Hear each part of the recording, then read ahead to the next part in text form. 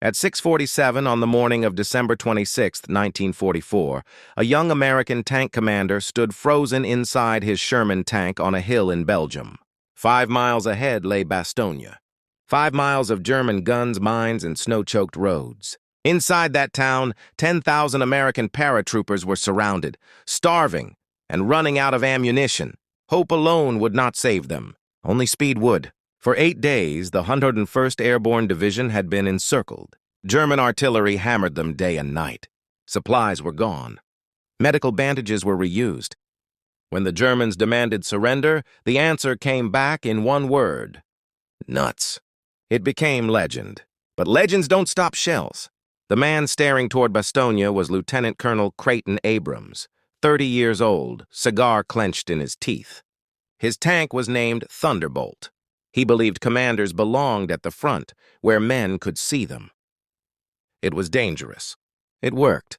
His unit, the 37th Tank Battalion, had been fighting non-stop for 5 days. They had advanced just 22 miles. 5 more remained. 5 miles that might as well have been 1,000. Abrams belonged to the 4th Armored Division, a unit the Germans feared. They called it the division that never stopped. In just 5 months of combat, it had killed over 13,000 German soldiers, captured 90,000 prisoners, and lost only 1 man to permanent captivity. That statistic defied logic, but it wasn't luck. The secret began with Major General John Tiger Jack Wood. He believed tanks didn't win wars, men did. While most divisions trained 6 months, Wood trained his for 2 full years. Deserts, swamps, frozen forests, night attacks, no sleep, no excuses. He taught one rule above all others: never stop moving. Speed wasn't just a tactic. It was survival. On December 16th, Hitler launched his last gamble, the Battle of the Bulge.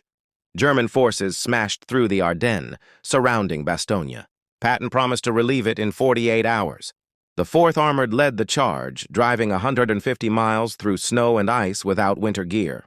They fought for every village, every crossroads, every frozen road. By December 26th, Abrams had just 21 tanks left. At 3:15 p.m., American artillery slammed the village of Assenois. Over 600 shells in 10 minutes. Abrams keyed his radio. "We're going in." The lead tank, Cobra King, charged straight through the ruins. No stopping, no turning. German anti-tank guns were crushed before they could fire. At 4:50 p.m., Cobra King rolled into Bastogne. The siege was broken. Abrams arrived minutes later. When the besieged commander asked what took so long, Abrams smiled and said, "We ran into some traffic." The 4th Armored didn't stop there.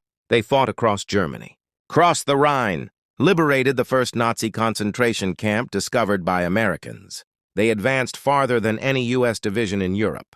Creighton Abrams would later command U.S. forces in Vietnam. Become Army Chief of Staff and reshape the modern American Army, the M1 Abrams tank